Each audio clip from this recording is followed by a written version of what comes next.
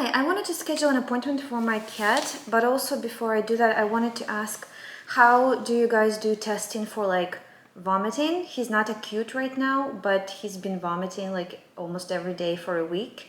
So if we want to, test him, is it going to be multiple appointments or all done at once? Like, how does it work? Yeah. I'm just asking because I know that sometimes when cats have this problem, they do like more invasive stuff. They put them under anesthesia, and then they do endoscopy and stuff like that. So for that, he would have to not eat before, right? Gotcha. Then that's good. Let's just schedule the first appointment then and then go from there. Yes. His name is Snoop. Yeah, sure, today's fine. Okay, let's do 10:30. Sounds good. Okay, wonderful. Thank you so much. See you then. Bye-bye.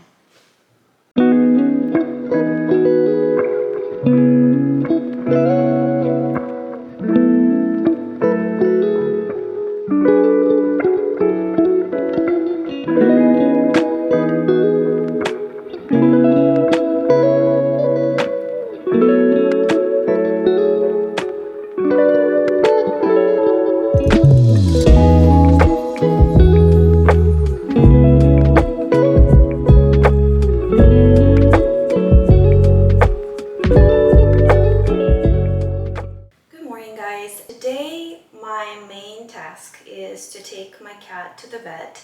He hasn't been feeling well, and I just made a call and I told her that even though he's been vomiting for like a week every day, sometimes twice a day, I've been able to have him stabilized by just portioning his food and only giving him like 1 spoon at a time very often. And he seemed to be improving. At least he hasn't vomited like yesterday for like 24 hours. But just as I made this call, I was getting ready to take a shower and he vomited again. And so there's clearly something wrong with him. So I don't feel good about that because I thought he was getting better, but I feel good about the fact that there is a reason I'm taking him to the vet today, because I was feeling, every time you take a cat to the vet, it's stress for them. And so I never want to subject him to that, but it's clearly needed and they will have to run some tests and figure out what's going on with him. I just hope it's nothing very serious. There could be different things like cancer and stuff that could cause vomiting, but I'm hoping it's something more benign. There are like, I don't know, 20 different reasons what could be happening. So I'll just let the professionals handle it and just hope that it's nothing too bad. He's just 9 years old. I don't want him to get anything serious, obviously, and I hope it's just something that can be resolved easily or at least treated. So the first thing I'm gonna do today, I'm gonna go to PetSmart or some kind of pet store like this, and I'm gonna get him a bigger cat carrier because he's a big boy, he's a chunky boy, and so last time we brought him in his regular carrier, the doctor was like, I can't believe he fit into that.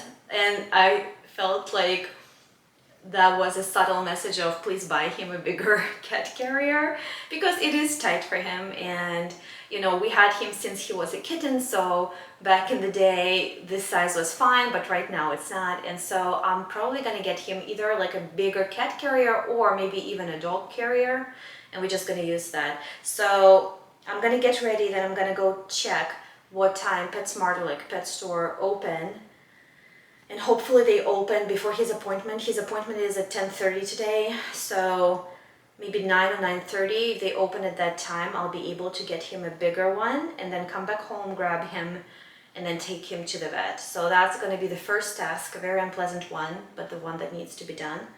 And then, the rest of the day hopefully should be more pleasant and not as sad.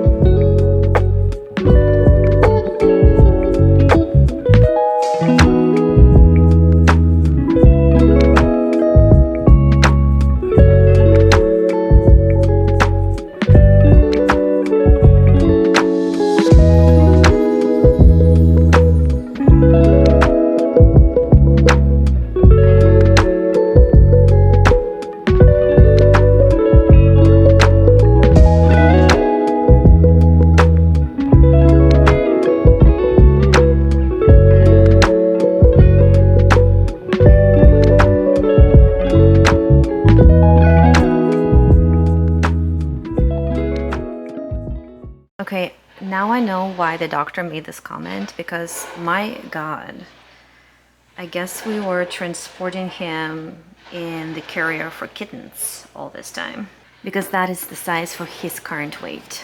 They did end up keeping him, which was something I was not mentally prepared for. I thought, because he seems fine in between those episodes. He seems cheerful enough. I mean, he's sleeping a lot, but I think generally he's just sleeping more because he's getting older. He seemed to be fine otherwise. He plays. Sometimes I hear him play with the other cat. He still has interest for eating. He still wants to eat. It's just when he eats, then he gets sick.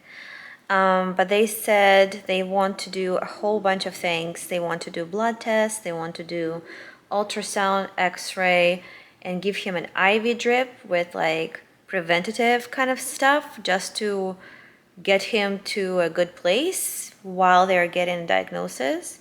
And so I hate leaving my animals over at the clinic because I know they are freaked out. And yeah, but at the same time, I guess in a way, maybe it's, I don't know, there's no better thing. It's all terrible, but like I'm always considering like, okay, what is better, to have him there for a long time once while they do everything and figure out exactly what we need to do going forward, or get him back home and have him all relieved that, yay, it's done and I don't have to be back there anymore, and then next day put him in the carrier again and take him there again. Like, I don't know. Both are not great scenarios, but that's kind of what we have to do. And so I asked her if I can take him back home tonight, and she's like, do you want to? And I'm like, well, I want to if he's okay. And she says she will make a recommendation based on what they find. And so, yeah, I hope what they find doesn't warrant an overnight stay. But if it does, like, that's just something that has to be done. He stayed there before for a night. He had like a urinary blockage or something, and so he stayed there before. Now he hates it. He hates going there. And now that we live a little further away, it's taken us longer too. We used to live right next to this vet, so it was like a 2-minute drive, and now it's a 15-minute drive. So he was not a fan of it. He did enjoy sitting in his bigger carrier, so that was a good decision, because I guess he really was like, it was very tight for him before, the old one. So I feel good about at least getting him that, so he felt comfortable. But of course, he is gonna be freaked out. He's such a scaredy cat.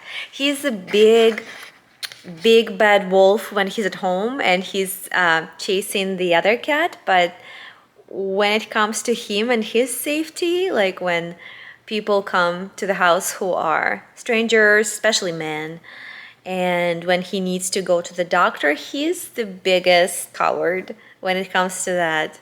And I feel so bad because he, obviously, like, it's tough on him. It's tough on any animal, but it's tough on him specifically. And the only reason I'm like kind of cool right now is that I took my anxiety meds, because I have anxiety in specific situations like flying. And this situation is similar in the way that it's out of my control and something bad might happen. And so I felt the same way I feel when I'm on a plane and I'm freaking out. And so, yeah. And so the medications definitely help to keep me a little more grounded. I don't know what I'm gonna do today, honestly. I was going to do some pleasant stuff today. Like, I wanted to go shop for fall flowers for the porch and like little things like that. I was going to paint. I have a painting project planned. I don't know if I'm gonna do that. I think that specific project might make me just too sad given the circumstances. So I don't know what I'm gonna do with my day. It's now 11 something. I texted the library assistant at my son's school.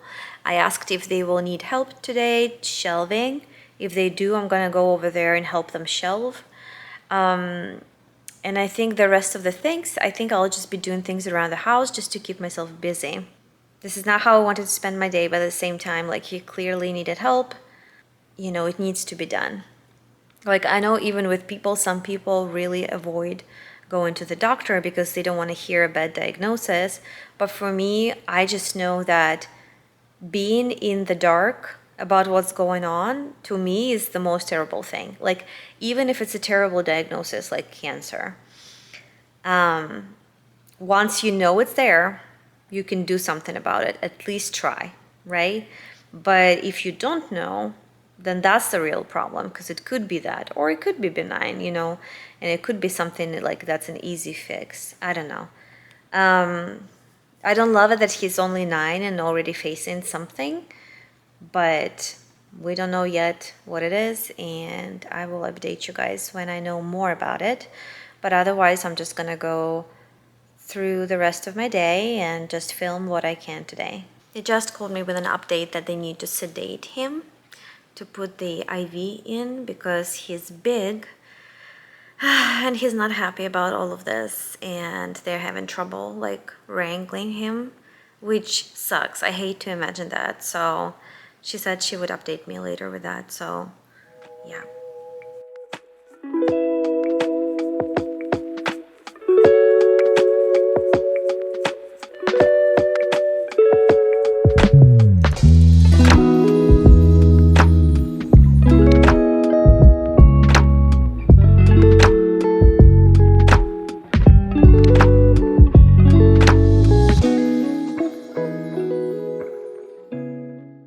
Okay, well, I didn't end up filming for the rest of the day.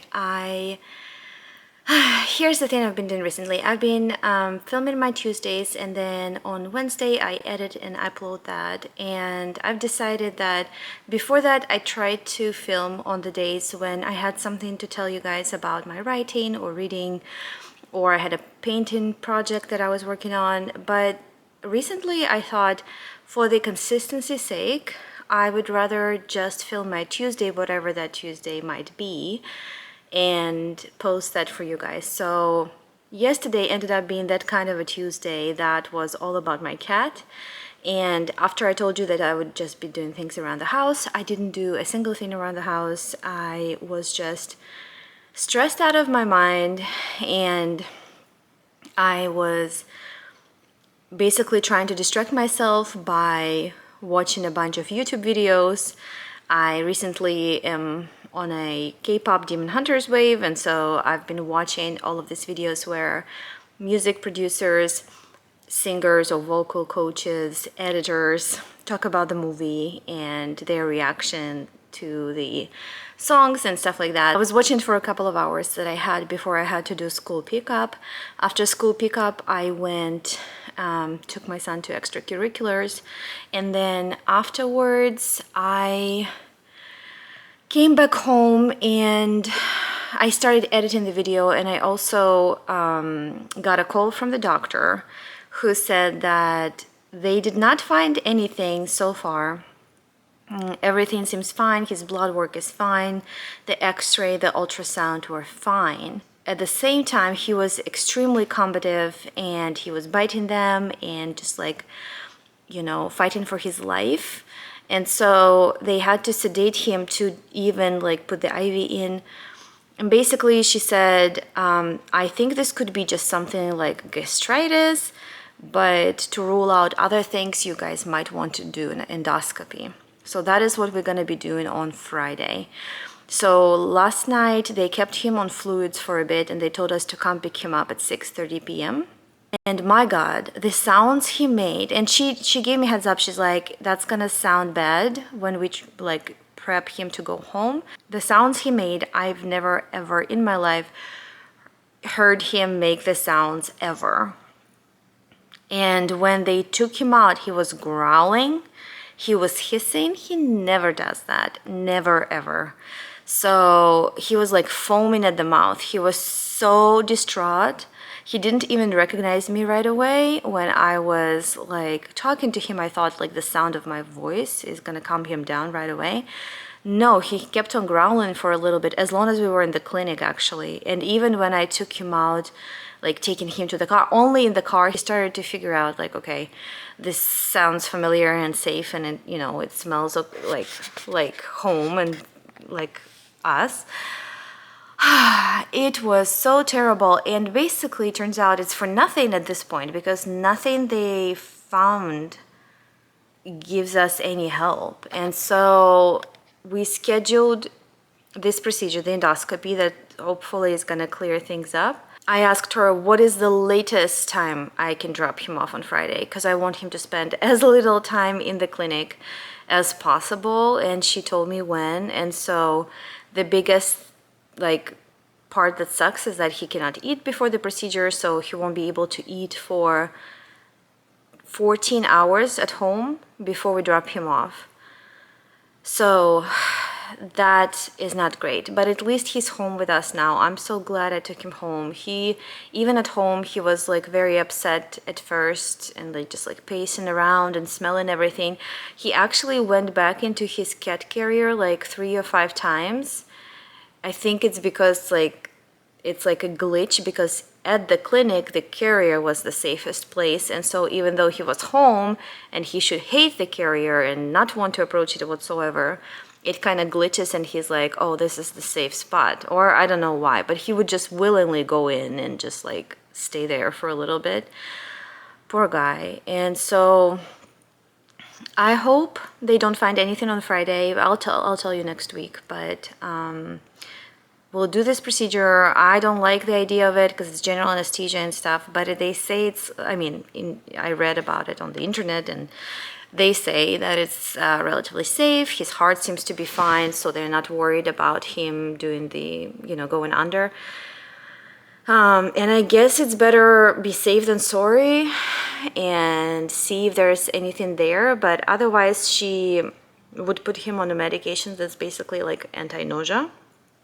And he would continue on his digestive diet, and that's, if they don't find anything, that's just gonna be it. So it just sucks, and some cats have that, but I don't know.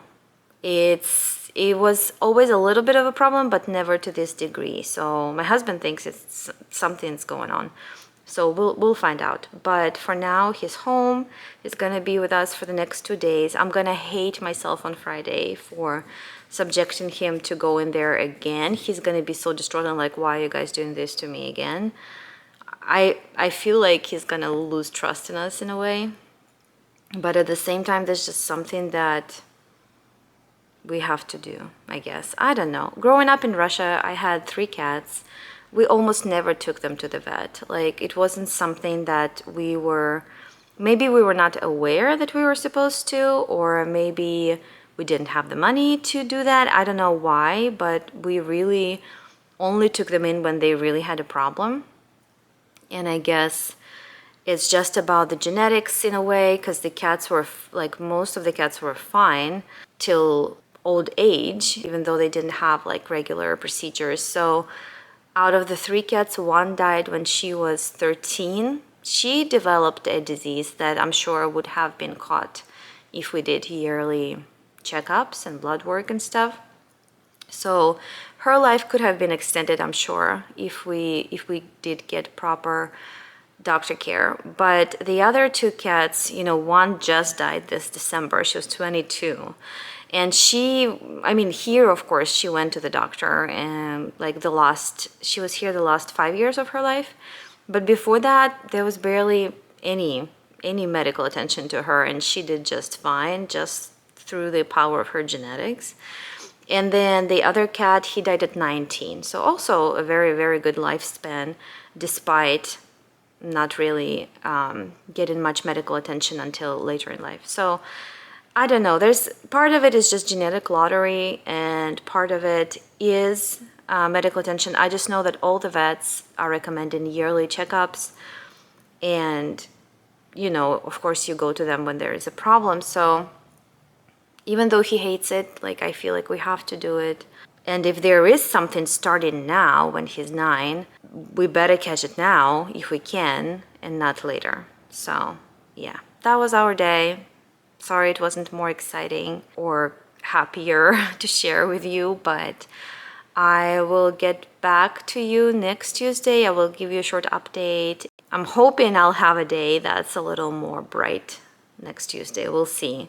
But if you watch till here, thank you very much. I know it's not everybody's cup of tea and not everybody cares about the cats the way our family does.